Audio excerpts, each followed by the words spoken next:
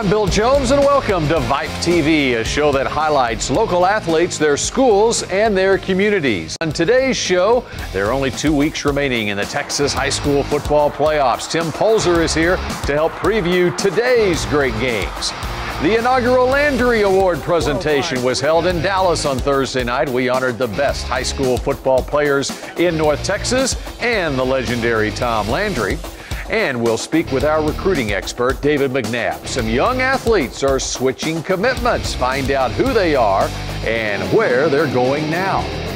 It is the week of semifinal football games for Class 4A and 5A schools in Texas, and there are some big matchups today. Here to talk about them, Tim Polzer, editor-in-chief for VYPE magazine. Thanks once again for being here, Tim. Wow, we got some great matchups again this week. We did. The area is well represented this far for the playoffs, so that's exciting. And it, of course, started last night and today, starting with the first game of the day over at Gerald Ford Stadium on the campus of SMU at noon. Denton Guyer takes on the Longview Lobos. It's a 5A Division II state semifinal, and it's a rematch from a year ago in a different classification. That's right. There's a history between these two schools, and Longview's knocked Guyer out a couple of times now.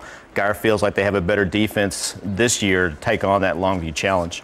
Well, the road to this portion of the playoffs, the state semifinals for the Guyer Wildcats, the last 3 playoff games played by them, including the area round, a victory over Cedar Hill. Then they just blew out Abilene Cooper at Cowboy Stadium a couple of weeks ago. And then it was a rematch game for them against South Lake Carroll, which they were able to prevail in last week.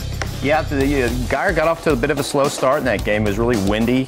Whichever team had the wind at their back had the advantage early on there in Mansfield. But J.W. Walsh prevailed, whether it was throwing the ball or running the ball. And the defense really stepped up and kind of shut Carroll down in the second half. And this is an interesting challenge for this Guyer team because Longview kind of has their number, and it's been in the second half of these previous playoff matchups with the Longview Lobos where Guyer has faltered a little bit. That's right. I mean, Guyer's really pretty tired of Longview to the point where they didn't want to play at Kincaid Stadium again this year, the coaches told me.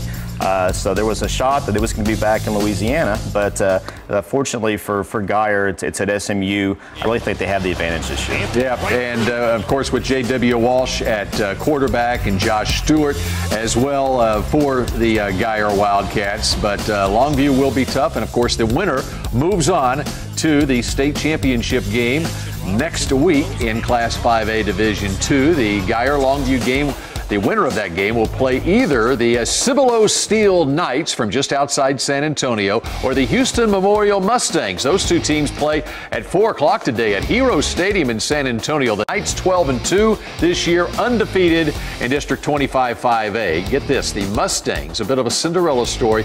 They were only 3-5 during the regular season, 2-3 in their league. They finished tied for 4th in District 19 5A. Mustangs have marched through the playoffs. The teams they have beaten have a combined regular season record of 35-11. Now Houston Memorial within sight of a state title game. All right, that brings us to our second game we want to feature here today in Class 5A Division I state semifinal. Euless Trinity Trojans taking on the Round Rock Stony Point Tigers, and yet another rematch game, Tim.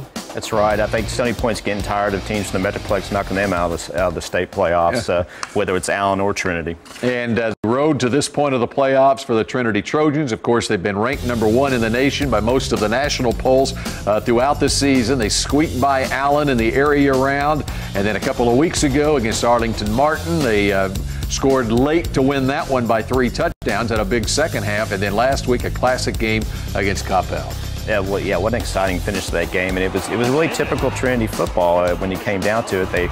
They trailed most of the game, and they were just relentless in coming back. And when it comes down to the final play, nobody at Trinity is afraid to make that final play. They trailed the entire game until there was no time left on the clock and scored on the last play of the game. What a game that was! But they got their hands full this week with the Stony Point team, because Stony Point, as you look at what they did throughout the playoffs, and Brandon Carter will have his hands full against Stony Point. He's going to have to score a lot of points today in this one. Look at the numbers put up by Stony Point, including last week against DeSoto. They scored 72 on a DeSoto team that shut out Skyline earlier in the playoffs. It's strange to give up 48 points and actually win a game, a playoff game especially. But Stony Point's had the reputation of almost like a Skyline and having a perennially tough defense. But this year their offense is just really explosive. And the winner of Trinity Stony Point will play either the Pearland Oilers or the San Antonio Stevens Falcons next week. Those two teams play at 4 o'clock today at the Alamo Dome. The Oilers undefeated this year, 14-0. Falcons 11-3 after a slow start to the year.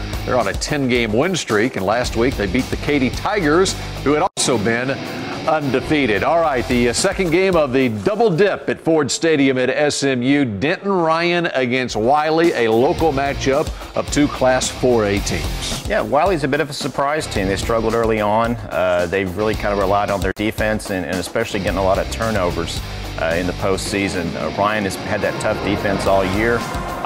They really played well last week, and it'll be interesting to see with Wiley probably be a heavy favorite, but Wiley sneaking up on everybody. Yep, Wiley doing a good job advancing this far to the state semifinals. I think everyone sort of expected Ryan to get this far. A couple of weeks ago, they had the big matchup with Waco Midway, as you see what Wiley has done, winning over West Mesquite a couple of weeks ago, and then last week squeaking by John Tyler. Should be a good one at SMU, and I think there's going to be a lot of folks from the city of Denton making their way down I-35 to SMU today. Oh, definitely. It's a great year for Denton ISD with Geyer and with Ryan both in the playoffs, and I'm sure they're all dreaming about bringing home 2 state titles. All right, Tim Poser, we appreciate. The winner of the Denton Ryan Wiley game will play either Friendswood or Lake Travis next week. Those two teams play at 2 o'clock today. Kyle Field on the Texas A&M campus. Mustangs 13-1, only lost by 1 point. Cavaliers 12-2. Had a few close calls during the playoffs. 3 of their wins by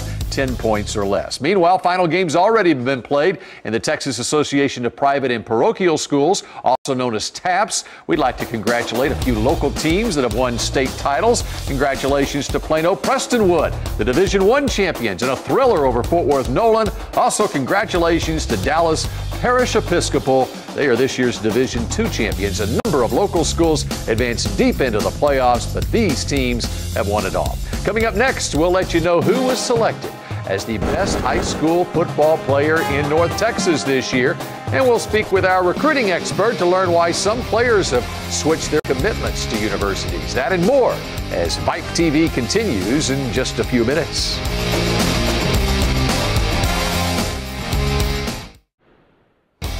Welcome back to VYPE TV. What a big night we had back on Thursday night at the Communities Foundation of Texas in Dallas. It was first ever Landry Award presentation. The show broadcast live here on TXA 21 with Babe Laufenberg serving as Master of Ceremonies. Joined by former Heisman Trophy winner Tim Brown out of Woodrow Wilson High School in Notre Dame, Alicia Landry and Tom Landry Jr. on hand. And we paid tribute to all that the late Cowboys head coach stood for and awarded the Landry Award to the top high school player in North Texas. The finalists including Jay Ajayi of Frisco Liberty, Jonathan Gray, Alito, Cam McDaniel, Coppell, Paul Millard of Flower Mound, J.W. Walsh of Denton Geyer. The finalists, their coaches and families all present for the ceremony on Thursday night. TXA 21, CBS 11, CBS Radio, and North Texas GMC dealers have partnered with the Greater Dallas Fellowship of Christian Athletes to create this award. It also benefits the FCA's One Way to Play Drug-Free program. This is part of the Fellowship of Christian Athletes Character and Leadership Initiative. Since the One Way to Play program started over a decade ago, more than 350,000 athletes and coaches have made a commitment to abstain from the use of drugs or alcohol. From our perspective, the people who have come to us and said, hey, I didn't know that FCA was involved in so many different things, like the One Way to Play drug-free program. So it's been a great opportunity for us just to kind of share who we are to a lot of new people. But I can see as this thing grows where the Landry Award, to the late coach, student athlete but there who is only one may not really know the impact Coach Landry made because of their age.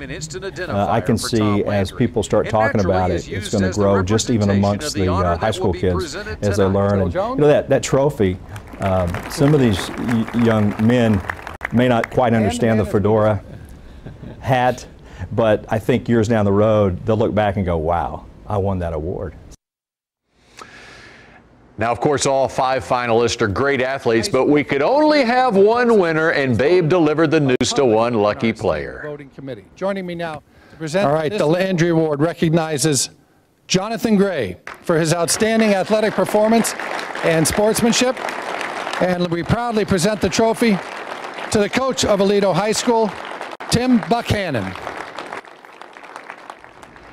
So Jonathan Gray of Aledo High School, the first ever winner of the Landry Award. Jonathan has over 100 career touchdowns for the defending Class 4A state champion Bearcats in his career. And of course, he still has one more year to go. Our own Babe Laufenberg spoke with the Landry winner to hear what he had to say about such a big accomplishment. And that's coming up next on VYPE TV.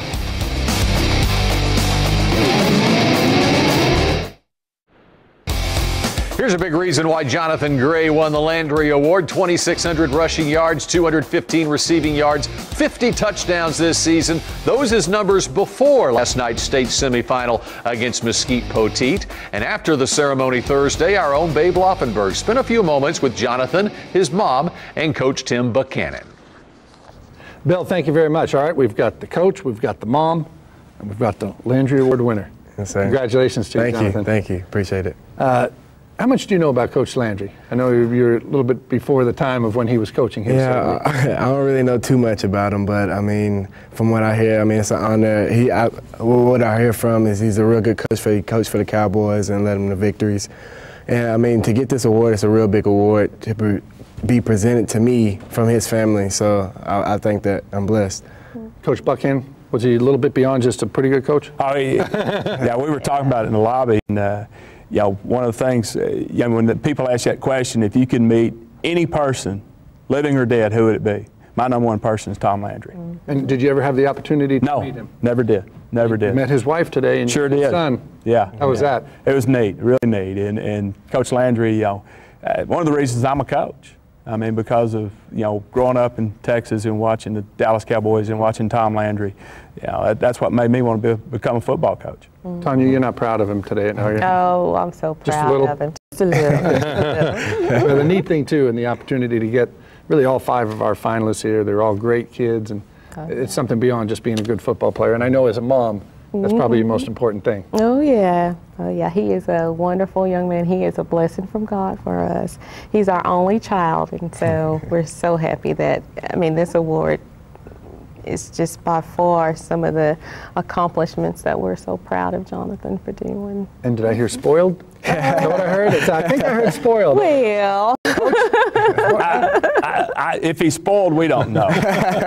they keep a pretty tight rein on him. I'm going to say that. Yeah. And the rein that they don't keep tight on him, you pick up the side. I've got the other side of that rope. It's like passing the baton. Yeah. So, Jonathan, your teammates, obviously, you're just a junior, but clearly you're a leader, your personality. What's the most important thing about what you bring, not only to the football field, but just to the team as a whole?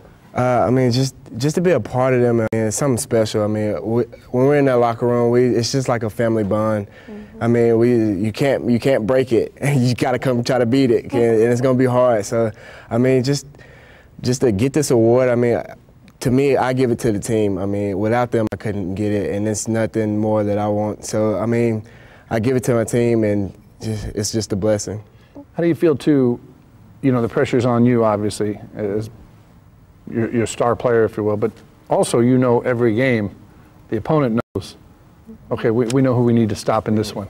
I mean, well, if they key to stop on me, we have athletes on our side of the ball, so I mean, they key down on us. They have to key down on the wide receiver. So, I mean, it's kind of a hard – we got a balanced team, so it's going to be hard and it's going to be a good game. And Coach Buchanan, like any good mom, She gives you a suggestion from time to time there, Tanya, doesn't she, on how to maybe run the football team? You know, she never does about Jonathan, but I'm also in charge of the kicking game. You missed 3 extra points in the last football game. She had a card up, I think it said, fire the special teams coach. And I did. I fired myself. We got a new special teams coach. Time to go. I was like Bum Phillips. They said, he'd go around, he said, who knows nothing about kicking? And somebody would raise their hand, I don't know anything about kicking, on his coaching staff. And he'd say, okay, you're the kicking coach. I want to mess him up at all. How interested, or excuse me, how neat is it for you, Coach, to see the development here of Jonathan, not as a football player, but also as a young man? Jonathan has matured every year. We've been watching since he was a 9th grader, and probably the biggest thing he's done this year is become the team leader. And not so much with vocally, but just by his work ethic, how hard he works in practice, how hard he works after practice, how hard he works in the classroom, how good a kid he is in the hallways. You know, little kids will come out and watch our football practices, and Jonathan will go shake their hand and say hi to them. Had a little girl that found out she had leukemia. Jonathan took a football to the hospital for her. I mean, just things like that. That's where his maturity has gotten better and better every year. And Tanya, I know you're proud of everything he does, I'm sure. But what's the one thing that stands out to you where you say, that's my baby boy? Actually, I think it's probably patience. As he's matured, he's become more patient, and he listens to his mother. always a good rule of thumb. Not to react, and he's more patient not to. He thinks before he speaks, whereas he used to. He would speak before he thought, and Mom would have to. Get the hand. I'm in a lot of trouble. You have a little filtering process now, don't you? It starts here and then it filters, and you say, maybe I'll say it this way. Yeah, Mama had to beat it into it. Don't say beat. So, Jonathan, this is a phenomenal trophy, and really as to what it stands for, when you look at that, I couldn't think of a better person that exemplifies what he stood for than just talking to you here. And it's truly a tribute. And you got to meet again Alicia Landry, Mrs. Tom Landry, Tom Landry Jr. So you got a little taste of what that royalty is all about here in the state, did you not? Yes, sir, I did. I mean, it's just an honor. I mean, I'm pretty sure he was a wonderful dude. I mean, wonderful coach. And it's just, like I said, it's an honor. That's great. Hey, okay, Bill Jones, for the first time, Coach Landry has been referred to as a dude, but we had it here. But Jonathan, congratulations on being the inaugural winner. And you know, you can come back and get this again next year, Mr. Junior. Hey, I'm trying to just work hard at it and just talk it over with my team. It's a team effort. Very good. So. Tanya, thank you. Congratulations to you, and Coach, congratulations to you as well. All right, Bill, back to you. All right, it is a new generation. What a great night at the Landry Awards ceremony. We hope you had a chance to see it live here on TXA 21. Congratulations to all 5 finalists. All of them represented their schools and communities very well and will surely be successful as they move on to the college of their choice. Our resident recruiting expert, David McNabb, joins us when VYPE TV continues in just 2 minutes. Time for this week's recruiting update, and with that we welcome in David McNabb, VYPE recruiting expert, author of the weekly McNabb Report. We've got some changes and commitments this past week. You know, Cam McDaniel was at the Landry Award ceremony on Thursday night, David. He had already committed to Notre Dame the previous week. Now a teammate's switching commitments to Notre Dame. Yeah, in fact, when Notre Dame was there to make the offer in person at Capel, they talked to Bennett Okacha, who's been commit for Wisconsin for a long time. They talked to Bennett. He, went back and forth for about a week, talked to the Wisconsin. It's a very difficult decision because it's a non-binding commitment. I mean, it's sort of like being engaged. I mean, the lovely Mrs. McNabb wasn't interested in a soft commitment when we became engaged, and a lot of colleges aren't, but these are high school kids and situations changed, and Bennett decided when he got an offer from Notre Dame to switch to go with Cam. Yeah, that's an interesting way of looking at it. The coaches, the universities don't like the soft commitments. They don't want you to say, okay, I'll softly commit to you, but I'll go date some other people. Right. All right, and then how about Denton Geyer, quarterback J.W. Walsh was also at the Landry Award ceremony, and now, of course, he's going to start at Oklahoma State in January. He's graduating this month. His teammate switches commitments from A&M to OSU. And I don't think it's a coincidence that both switch commitments kind of involved another one of their current teammates